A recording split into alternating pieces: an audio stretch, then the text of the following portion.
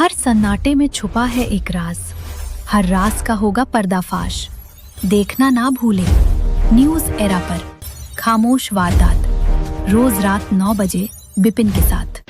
कभी कभी किसी छोटे से गांव की खामोशी इतनी भारी होती है कि उसमें दब जाती है एक चीख। कभी एक रिश्ता जो भरोसे पर टिका होता है धीरे धीरे शक की दरारों में भर जाता है, और फिर एक दिन सच सामने नहीं आता बल्कि एक गोली बोलती है। यह कहानी है एक पत्नी की, एक पति के शक की, और एक उस पल की जिसने सब कुछ खत्म कर दिया। इंस्टाग्राम पर शुरू हुई एक दोस्ती, 4 साल की नजदीकियां, घर की दीवारों के भीतर उड़ती फुसफुसाहटें, और फिर खून से लिखी गई एक साजिश। क्या यह सिर्फ एक हत्या है या भरोसे की टूटती आवाज? क्या यह गुस्से का अंजाम है या भीतर पड़ रहे डर का विस्फोट? तो सबसे पहले नमस्कार, आप देख रहे हैं न्यूज़ जीरा के खास रिपोर्ट खामोश वारदात, और मैं हूं आपके साथ विपिन।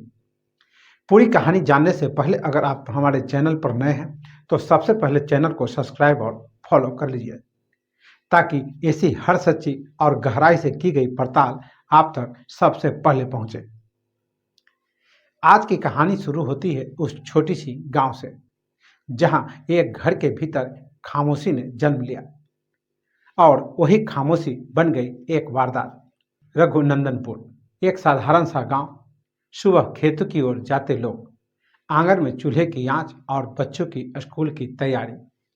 1 फरवरी की सुबह भी कुछ ऐसा ही था। सुमन कुमारी अपने पति चंदन चौधरी और अपनी बेटी के साथ अपनी बहन के यहाँ पूजा समारोह में शामिल होने के लिए निकलती है। रास्ता लंबा नहीं था, लेकिन उस रास्ते पर जो होने वाला था उसकी किसी ने कल्पना भी नहीं की थी। सुनसान जगह, कुछ कदमों की दूरी, और अचानक एक गोली चलती है। धमाकेदार आवाज होती है और फिर सन्नाटा छा जाता है। जमीन पर गिरती है सुमन। पति चिल्लाता है, बचाओ बचाओ। 2 बाइक सवार थे, गोली मारकर भाग गए।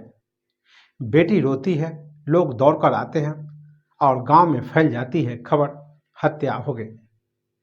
सूचना मिलते ही तैयार थाना की पुलिस मौके पर पहुंचती है। घटनास्थल को घेरा जाता है, शव को पोस्टमार्टम के लिए भेजा जाता है, और शुरू होती है जांच। पहली नजर में मामला साफ लगता है, पुराना विवाद, बाइक सवार अपराधी, भाग निकले हमलावर। लेकिन जांच कोई कहानी नहीं मानती, वह सबूत मांगती है। और जब पुलिस ने घटनास्थल को गौर से देखा तो कई सवाल सामने आए। गोली बहुत नजदीक से मारी गई थी, संघर्ष के निशान नहीं थे, बाइक के टायर के निशान नहीं मिले। तो क्या सच कुछ और था?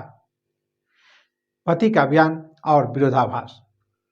चंदन चौधरी पत्नी की लाश के पास रोता हुआ गांव वालों के सामने बार बार एक ही कहानी को दोहराता।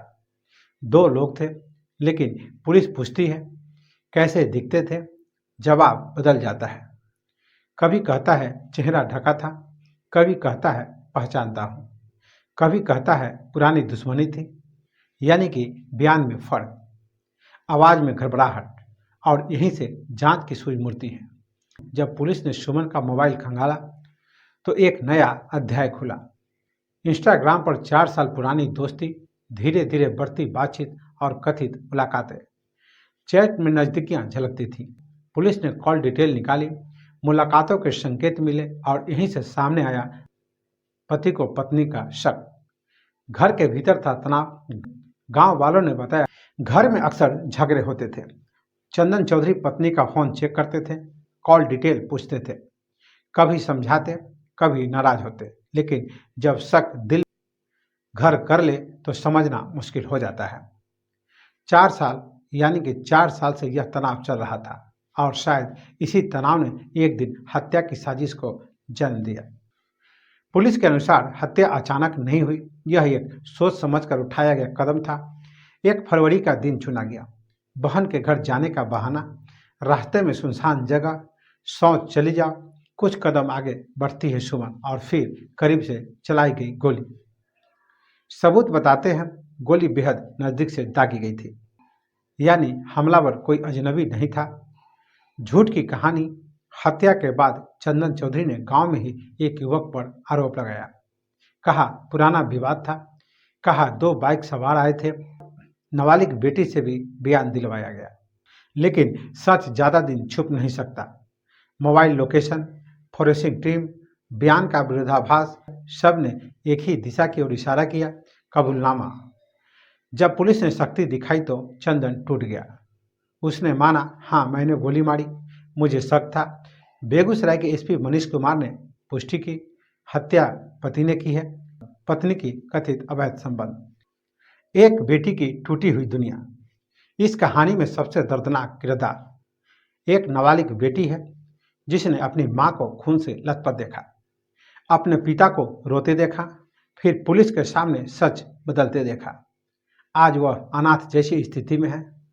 मां नहीं रही, पिता जेल में। समाज के लिए सवाल, क्या शक हत्या का कारण बन सकता है? क्या संवाद की जगह हिंसा ले सकती है? सोशल मीडिया पर शुरू हुई दोस्ती घर में कलह का कारण बन गई। लेकिन सवाल यह है, अगर भरोसा टूटता है तो क्या गोली चलाना समाधान है, या फिर यह गुस्से की वह आग थी जिसने सोचने की क्षमता ही छीन ली? पुलिस ने आरोपी को गिरफ्तार कर जेल भेज दिया, हथियार बरामद किया गया। मामले की चार्जशीट की तैयारी चल रही है। अब अदालत तय करेगी सजा कितनी होगी, लेकिन जो खो गया वह अदालत वापस नहीं ला सकते। रघुनंदनपुर गांव आज भी शांत है, लेकिन उस रास्ते पर जहां सुमन गिरी थी, लोग ठहर कर देखते हैं कि शक का अंत अक्सर विनाश में होता है। एक इंस्टाग्राम दोस्ती, 4 साल की नजदीकियां, एक पति का शक और एक गोली। यही है आज की खामोश वारदात। नमस्कार, आप देख रहे थे न्यूज इरा की खास रिपोर्ट खामोश वारदात। सावधान रहिए, रिश्तों को संभाल कर रखिए, क्योंकि जब भरोसा टूटता है तो आवाज नहीं होती, सिर्फ एक खामोश वारदात होती है। नमस्कार।